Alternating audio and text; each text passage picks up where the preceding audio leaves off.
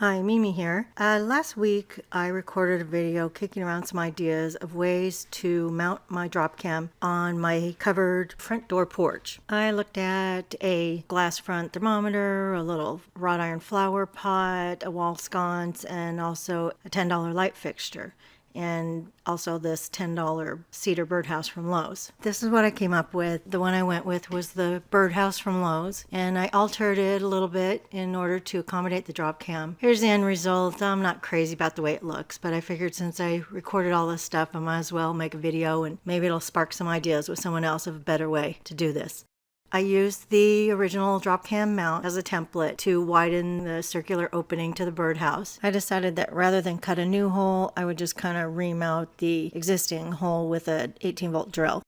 I used these sanding standard drill bits that I got at Harbor Freight. It was a set of these for probably under $10. I've had these around for a long time, and they're a 1/4 inch arbor or bit or whatever you call it. And then you tighten that nut and this little rubber piece expands to tighten around the sanding ring. And I used the 1 inch to start with, and then I moved up to this 1.5 inch diameter to finish the job. That seemed to do the trick. It took a while, and later on I realized I could probably use my Dremel Trio to do the job a lot faster, or a jigsaw. Well, I don't know if, yeah, probably a jigsaw would have done it. I didn't want to take the whole thing apart, so that's why I went with this.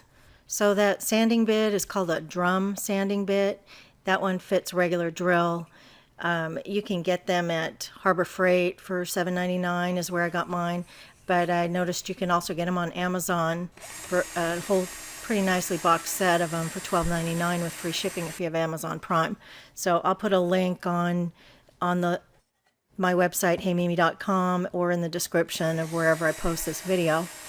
And just keep in mind that the only people who are giving these bad reviews are people who say that the sanding part slips off, and apparently they don't know that you have to tighten that little nut to expand the rubber piece to put pressure to hold that in place.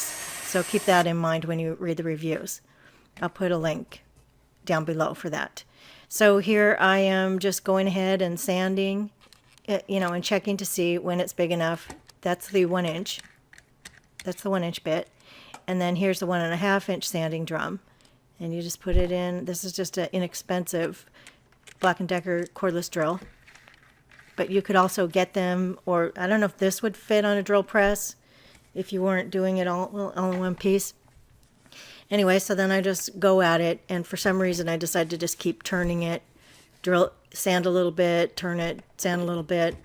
I'm not sure why I did that. It just seemed like a smart thing to do. It seemed like it would make it straighter. And so you can see I'm just turning, drilling, turning, drilling. It took longer than this, but I edited a lot of boring stuff out, believe it or not.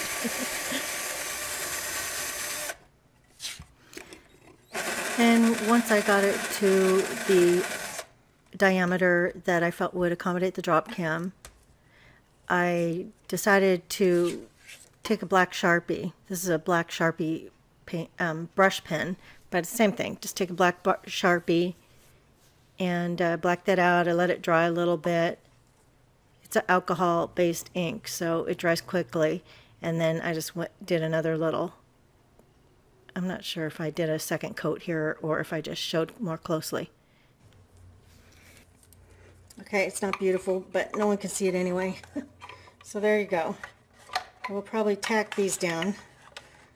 This is going to be facing the house like this. So I will probably tack it down like this. I'll probably just airbrush this, the color of my house, but you could do it with paint or whatever. Or you could have an electrician or someone handy connect it a better way to the electricity. Or, you know what you could do is you could put one of those little rechargeable USB battery packs right here that are used to power an iPhone. And if you didn't want to run a cable at all, you could just plug that right in there. It would be hidden. There would be no wires exposed at all. I told you I was going to do a hack job, so don't give me a hard time about that. And remember, I complained that this is not easy. I don't know if it's just me. I still can't tell. But I remember that the B that you would think means back does not mean back. B stands for front, apparently. So that's how it goes. B towards the front, drop cam emblem towards the back. Then, bring this in here. Pop that in there like that. Oh, that's beautiful. Can you see it? I can't tell. Look at that. Shut that puppy up. Oops, I just pushed on the camera. It snaps right in like it was made for it. Well, it was made for it. Ta-da! There we have it. $10 drop cam mount. And my other suggestion was something like this. I love manual punches. I'll have to get a scissor. So what would be like the most? I'll find the most reddish portion of this here. That looks super fine. I would get a different color. You can get this in all different colors. Snap a little circle out like that. Let's see. Okay, that looks kind of cheesy. That looks pretty cheesy, but okay, it's just an idea. It's just a suggestion, so don't get all over me about it. Okay, I'm gonna fold this. Anyway, then you can cut out your little circle here. Bring this in. Pop a little circle right there. Boom. Wooden drop cam. That's pretty funny. I think it's funny. I amuse myself. Oh, let's see. Anyway, you get the idea. I'm not going to do it now because I think it looks cheesy. But if you had a redder, and this just peels off, it's contact paper. We'll get to that. Right now, let's test the functionality.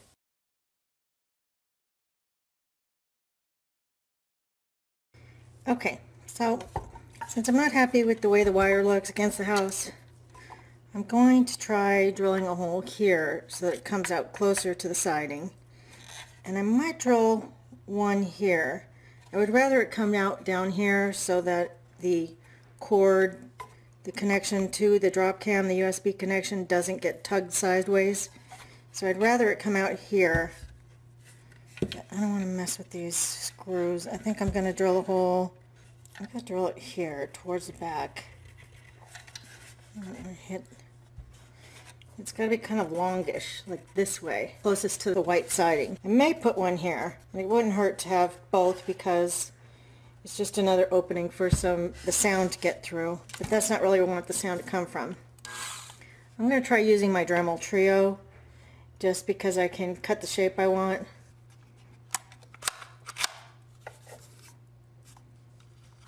Like that.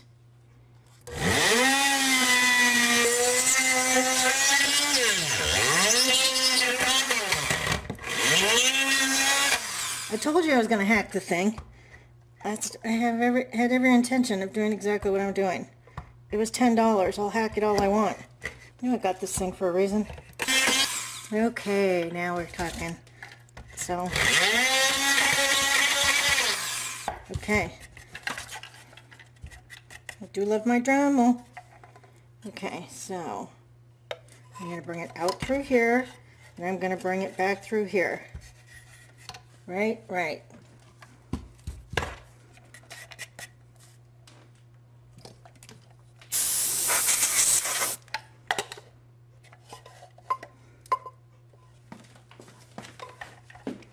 It fits. Perfect. So now it'll come off the side. It'll come down like this so it doesn't pull sideways on the drop cam connection. Then it'll come out like this and it'll point towards the white siding, and that'll be just great. The drop cam, and I put a big drill bit into this, and I drilled a hole at the bottom so that, this isn't the cord, but it's like this, so that the USB cord would go straight from the camera in the little door, go straight down. And I didn't like the way the wire was hanging down, straight down. It looked sloppy and too obvious. And so then I drilled a little hole. I kept the one, keep having it go straight down, and I drilled an opening at the bottom to feed this through there so it would come out the side, and then I could have this up against the white siding of my house so it would be less obvious. I used these little AV things that those cable go in, because they're meant to hammer into drywall. They didn't hammer very well into the wood trim, so I drilled a little pilot hole, and then I hammered that in.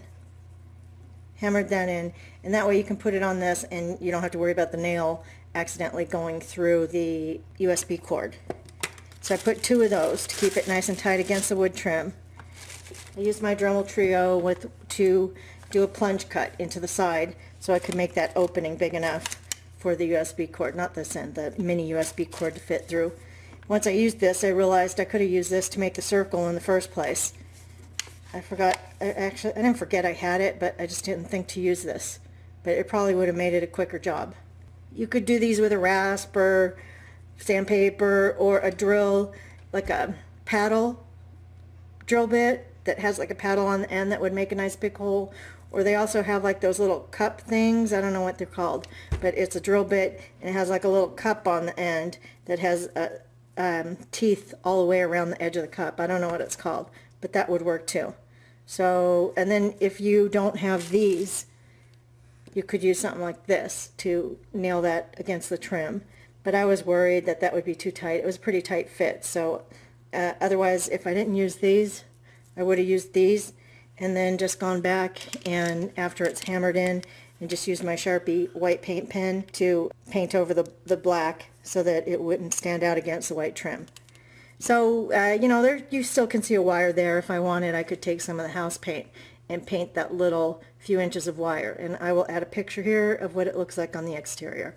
So here it is, and it looks okay, but overall, I just don't like it. It looks kind of funky to have a birdhouse there with a camera sticking out of it. I'm just not crazy about it. The speaker thing does work good. This is what it looks like from my front porch here, which is much better than what it was because it's not getting the reflection from the window by it being on the inside. There was a couple of months ago an incident where some kids were driving around on a joyride smashing windshields in our neighborhood or in our city, and my neighbor got hit. I don't know what joy there is in that, but anyway, they did get caught, but it would have been pretty cool to catch them on camera. So here it is. It does lose connection a lot more often since I've put it out there, and I think maybe it's getting heated up. Maybe the thickness of the cedar, maybe it's retaining too much heat. So I'm going to have to try plan B. Although it is a covered entry, it's so shady that I have a hard time getting any flowers to grow there. So I don't really think, other than it's not heat from the sun, it's heat generated from the camera, which is surprisingly a lot, and maybe more so when the microphone is on. I'm not sure. So I will post a follow-up if I come up with a better solution. Thanks for watching, and if there's a thumbs up or subscribe button around, be sure and hit it if you want to see what I try next.